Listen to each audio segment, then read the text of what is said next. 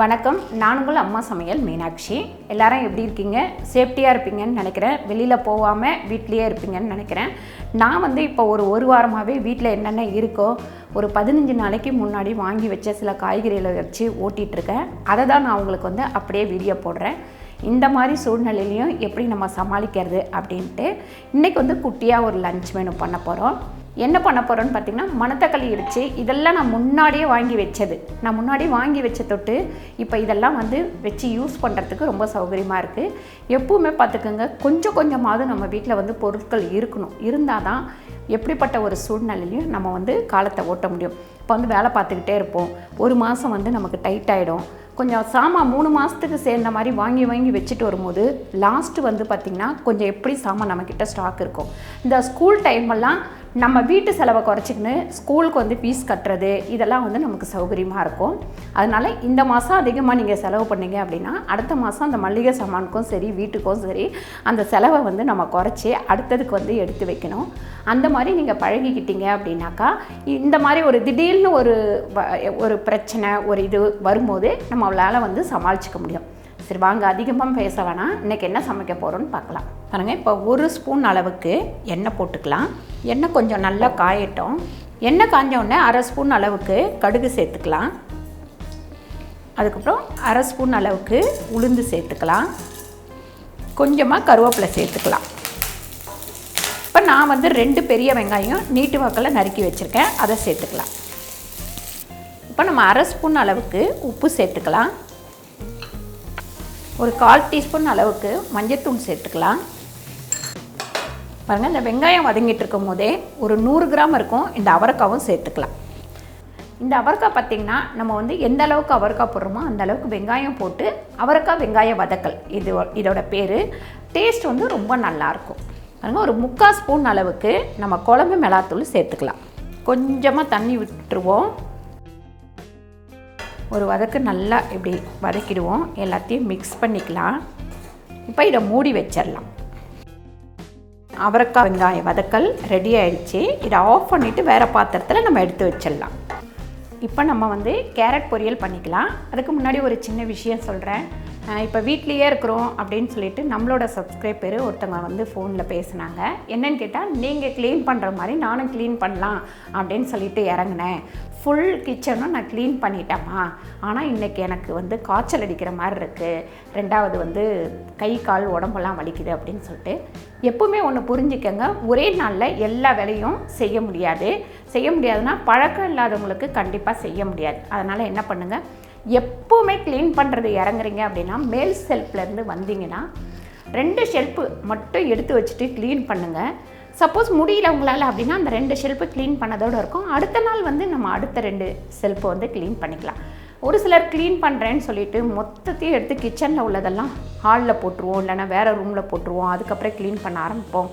Time பத்தாது, நம்மளால் பண்ண முடியாது. எப்பவுமே அந்த தப்பை மட்டும் பண்ணாதீங்க. 2 ஷெல்ஃபாக க்ளீன் பண்ணுங்கள். இப்போ நம்ம கேரட் பொரியல் பண்ணிக்கலாம். கேரட் பொரியல் நிறைய பண்ணியிருக்கேன். இது டிஃப்ரெண்ட்டாக நம்ம பூண்டு வச்சு கேரட் பொரியல் பண்ண போகிறோம். இப்போ நம்ம 2 ஸ்பூன் அளவுக்கு எண்ணெய் போட்டுக்கலாம். எண்ணெய் நல்லா காயட்டும். பாருங்கள், இப்போ 1/2 ஸ்பூன் நம்ம கடுகு சேர்த்துக்கலாம். ஒரு 3/4 ஸ்பூன் உளுந்து சேர்த்துக்கலாம். கொஞ்சம் கருவேப்பிலை சேர்த்துக்கலாம். நான் ஒரு 10 பல்லு பூண்டு தட்டி வச்சுருக்கேன். இதையும் இதில் சேர்த்துடலாம். ஒரு 5-6 காஞ்ச மிளகாய் மிக்சியில் போட்டு பொடி பண்ணி வச்சுருக்கேன், அதாவது கொருன்னு. இதுவும் இதில் சேர்த்துடலாம். இப்போ நம்ம கேரட்டை சேர்த்துடலாம். Carrot 1/2 kilo. பாருங்கள், ஒரு 1/2 டம்ளர் தண்ணி ஊற்றிக்கலாம். 1/2 ஸ்பூன் மஞ்சள்தூள் போட்டுக்கலாம். பாருங்கள், கேரட் எப்போவுமே வாங்கி ஒரு 10 நாள் வச்சுருந்தோன்னா ஒரு மாதிரி வதங்கின மாதிரி ஆகிடும். அந்த கேரட் எடுத்து ஒரு பாத்திரத்தில் தண்ணி வச்சு அந்த தண்ணிக்குள்ளே அந்த கேரட்டை போட்டுருங்க. ஒரு 10 நிமிஷம் இருக்கட்டும். அதுக்கப்புறம் நம்ம தோல் சீவி கட் பண்ணோம்னா ஃப்ரெஷ்ஷான கேரட் நமக்கு கிடச்சிரும்.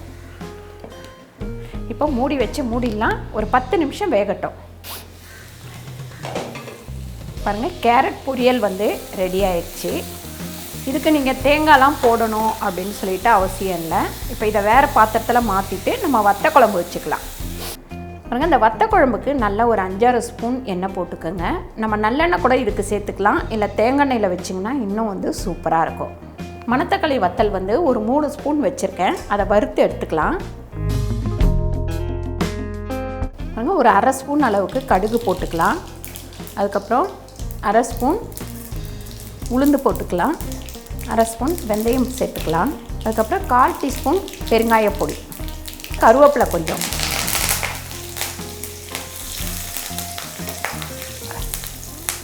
பாருங்கள், இது வெங்காயம் தக்காளி எதுவுமே இல்லாமல் பண்ணலாம். நான் வந்து ஒரு தக்காளி சேர்த்துக்கிறேன். எனக்கு இந்த தக்காளி போட்டு பண்ணால் தான் இது ரொம்ப பிடிக்கும். அதனால்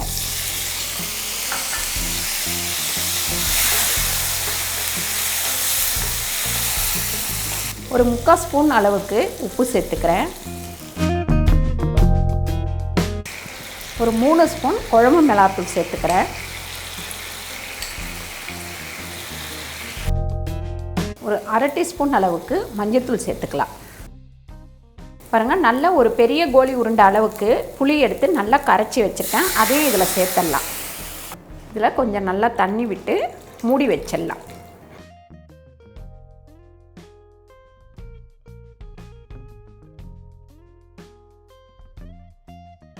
பாருங்கள், குழம்பு வந்து ஒரு 6-7 நிமிஷம் கொதிச்சா போதும். ஏன்னா இதில் நம்ம வந்து எந்த காய்கறியுமே போடலை. இந்த அளவுக்கு வத்தி இருக்குது. பாருங்கள், ஒரு அரை ஸ்பூன் அளவுக்கு வெல்லம் சேர்த்துக்கலாம் இதில். இப்போ நம்ம பொரித்து வச்சுருக்கிற இந்த மணத்தக்காளி வத்தலை இதில் போட்டுடலாம். சூப்பராக குழம்பு ரெடி ஆயிடுச்சு. இதை எடுத்து வேறு பாத்திரத்தில் ஊற்றிக்கலாம்.